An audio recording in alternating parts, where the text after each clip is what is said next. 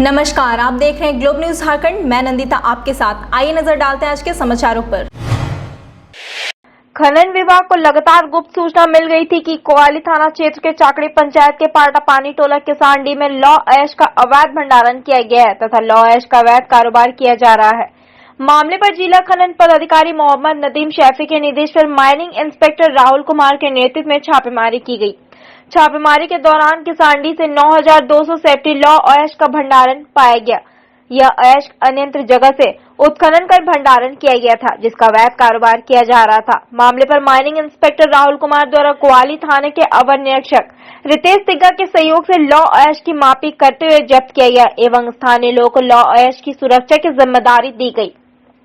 स्थानीय लोगों से पता चला कि ऐश का भंडारण सुनील महाकुर द्वारा किया गया था। इस मामले पर कोवाली थाने में सुनील महाकुर के ऊपर और लॉ ऐश के अवैध भंडारण के मामले में एमएमडीआर एक्ट 21 एवं डीलर रूल 13 के तहत मामला दर्ज किया गया। वहीं इन दिनों पोटका क्षेत्र में लॉ ऐश का अवैध कारोबार चरम पर है। मामले में माइनिंग इंस्पेक्टर राहुल कुमार ने कहा कि आगे भी इस तरह के ऐश के भंडारण की सूचना प्राप्त होगी तो कड़ी से कड़ी कार्रवाई की जाएगी।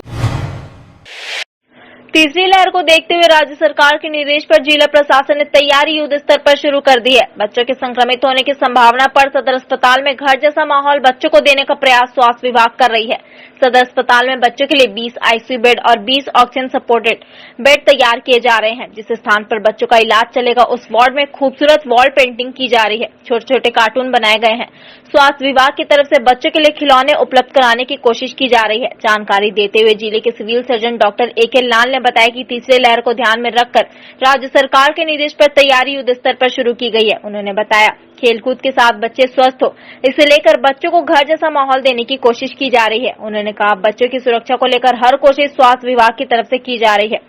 उन्होंने आम लोगों से अपील की कि इस वैश्विक महामारी में सामाजिक दूरी का सभी पालन करें, मास्क को अपनी दिनचर्या में शामिल करें, बच्चों को घर से बाहर निकलने ना दें और बच्चों को हाई प्रोटीन डाइट जरूर दें ताकि बच्चे सुरक्षित रह सके। प्रशासन की तरफ से चाइल्ड फ्रेंडली वार्ड बनाने का निर्णय लिया गया। उसी के तहत हम लोग अपने अपने अस्पताल में, खासकर सदर अस्पताल में 20 बेड का आईसीयू और 20 बेड का ऑक्सीजन सपोर्टेड बेड बनाने का हम लोग काम कर रहे हैं। और दीवार पर बच्चों के मन लायक जो कार्टून होता है उसको भी हम लोगों ने बनाया है और उनके खेलने के सामान की व्यवस्था भी की जा रही है। हम लोग चाह रहे हैं कि अगर जो बच्चे संक्रमित होते हैं और हमारे अस्पताल में आते हैं वो घर की तरह माहौल उनको मिले, घर का वातावरण मिले और यहाँ खेलते खेलते वो लोग स्वस्थ होकर यहाँ से चले जाएं। भारतीय जनता पार्टी के कार्यकर्ताओं ने विधायक राज सिन्हा के नेतृत्व में सोमवार को शहर के प्रमुख बाजारों व फुटपाथ का भ्रमण कर दुकानदारों से प्लास्टिक का थैला इस्तेमाल नहीं करने की अपील की। विधायक राज सिन्हा ने बताया कि भारतीय जनता पार्टी के कार्यकर्ता पर्यावरण को संतुलित करने के लिए कई जगह वृक्षारोपण अभियान के तहत वृक्ष लगा रहे हैं। वहीं बाजारों में दुकानदारों से प्लास्टिक की थैली नहीं इस्तेमाल करने की अपील भी की जा रही है। विधायक ने बताया कि प्लास्टिक के इस्तेमाल से जगह जगह नालियां जाम हो रहे हैं। वहीं मवेशी भी प्लास्टिक की थैलियों में फेंकी गई वस्तुओं को खाकर दिन प्रतिदिन बीमारी का शिकार हो रहे हैं। इन सब से निजात पाने के लिए विधायक ने बताया कि वह सभी दुकानदारों से मिलकर उन्हें पर्यावरण बचाने के लिए प्लास्टिक थैली के इस्तेमाल से बचने की अपील कर रहे हैं। जो आज जिस प्रकार से हमारा पर्यावरण दूषित हो रहा है और उसे काफी दुष्परिणाम देखने को मिल रहे हैं, तो भारतीय जनता पार्टी ने बड़ी ही गंभीरता से इस मुद्दे को लिया है।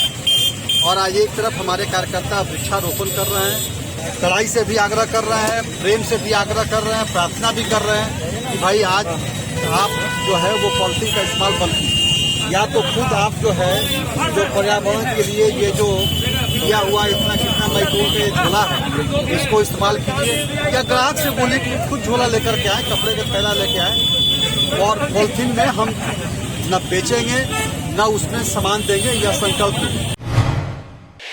लॉ कॉलेज के छात्रों का एक प्रतिनिधि मंडल विधायक राज सिन्हा से उनके आवासीय कार्यालय में मिलकर उन्हें मांग पत्र सौंपा। छात्रों ने कॉलेज में व्याप्त मूलभूत सुविधाओं के अभाव से विधायक का ध्यान आकृष्ट कराते हुए बताया कि सत्र 2019 से लेकर 2022 और सत्र 2020 से लेकर 2023 और सत्र 2021 से लेकर 2024 तीनों सत्र नियमित नहीं होने से छात्र अभी तक फर्स्ट सेमेस्टर में ही है। छात्रों की मांग है कि सत्र नियमित हो।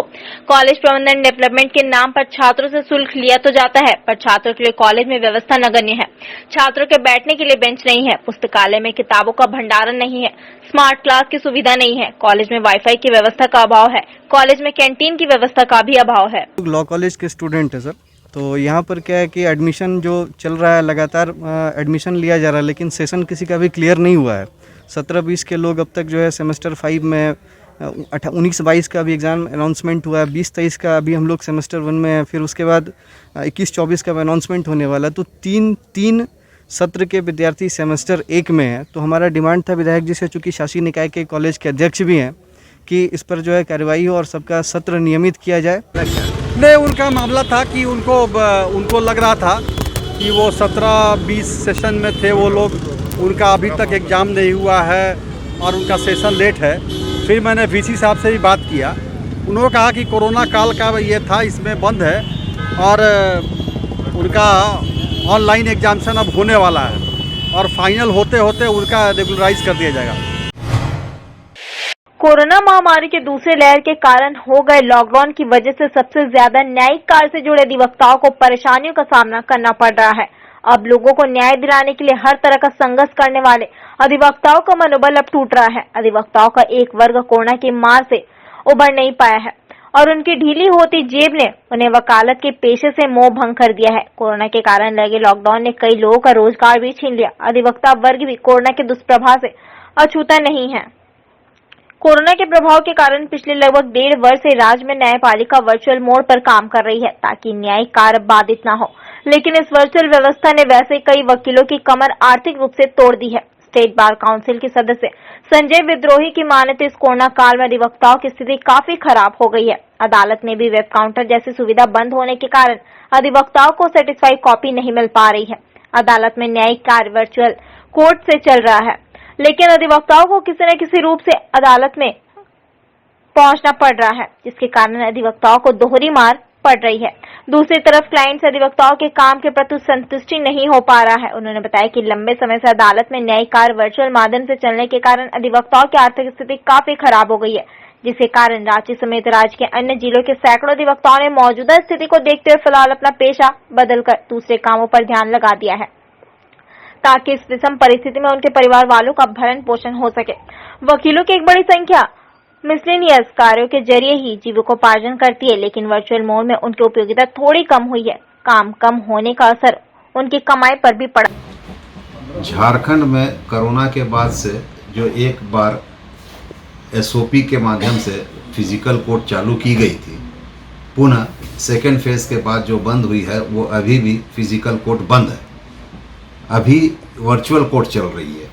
वर्चुअल कोर्ट में सब काम ऑनलाइन होना रहता है, लेकिन अधिवक्ताओं को काफ़ी दिक्कत वर्चुअल कोर्ट में हो रही है और जो पहले भी प्रॉब्लम थी वही प्रॉब्लम अभी भी है, लेकिन ज़्यादा प्रॉब्लम अभी ये है कि एक जो रांची व्यवहार न्यायालय में 40 कोर्ट बिल्डिंग बनने के बाद वेब काउंटर जो बंद किया गया, जहाँ से आदेश की कॉपी अधिवक्ताओं को मिल जाती थी 3 रुपये का एक स्लिप कटवाने के बाद, वो अभी नहीं मिल पा रहा है। खाली उसको जो है वहाँ पे अवलोकन के लिए बोला जाता है कि आप देख सकते हैं। अवलोकन तो जिनके पास भी फोन, मोबाइल, एंड्रॉयड फ़ोन है, चाहे कंप्यूटर है, वो अपने भी देख सकते हैं, घर में भी देख सकते हैं। लेकिन बात है सत्यापित कॉपी निकालने। 3 रुपया फीस दे के जो कॉपी मिलती थी उसका महत्व होता था, लेकिन वो हम लोगों को अभी नहीं मिल पा रहा है। इससे अधिवक्ताओं को व्यवहार न्यायालय के बहुत कठिनाई हो रही है।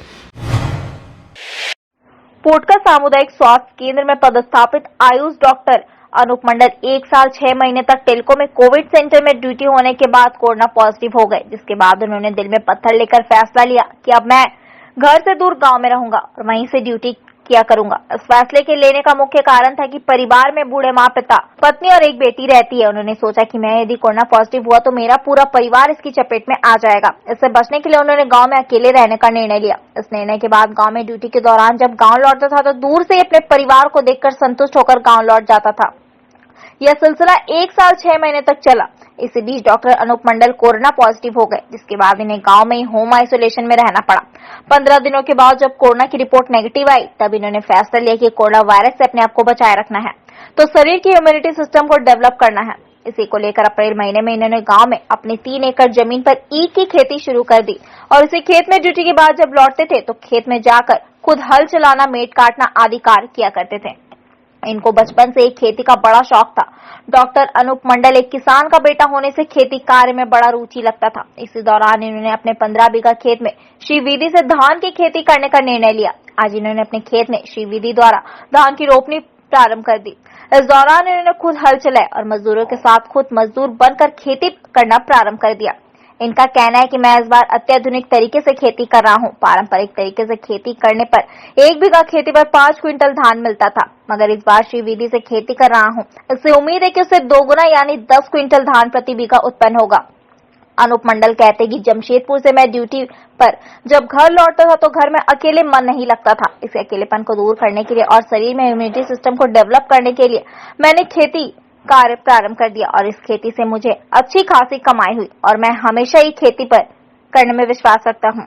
मेरा मानना है कि किसान खेती को उद्योग बनाए तो कभी भी अनाज के लिए भटकना नहीं पड़ेगा। खेती को उद्योग बनाया जाए तो किसान सुखी, समृद्धि और संपन्न हो जाएगा। आज मेडिकल अफसर होने के बाद भी डॉक्टर अनूप मंडल किसानों को प्रेरित कर रहे हैं और उन्हें खेती कार्य के लिए जागरूक भी कर रहे हैं, ताकि हमारा देश का किसान समृद्ध होगा तो ही हमारा देश खुशहाल। ये जमीन है दादाजी का पुश्तैनी जमीन है। उस ज़मीन में खेती भी मैं करता हूँ समय पर और अपना नौकरी भी करता हूँ। दोनों ज़मीन से जुड़ा होने का एक इच्छा है और अच्छा लगता है, एक इंटरेस्ट है इसमें। ये श्री विधि से मैं खेती कर रहा हूँ, श्री विधि तकनीकी से। और मैं समझता हूँ कि कृषि जो है ये एक किसानों को अभी इसको औद्योगिक नज़रिया से इसको देखना चाहिए, तभी जाके सभी किसानों को लाभ होगा और सभी को जो विषम परिस्थिति में किस तरह से खेती करना चाहिए उसके लिए भी तकनीकी हमारे जो वैज्ञानिक है, हमारे कृषि अनुसंधान केंद्र है, वहाँ से सबको प्रशिक्षण लेके खेती करना चाहिए। श्री विधि में पहली बार लगा रहा हूँ। पहले ऐसे ही जो पुराना जो हम लोग का विधि था उसी विधि से हम लोग करते थे, उसी विधि से मैं भी करता था।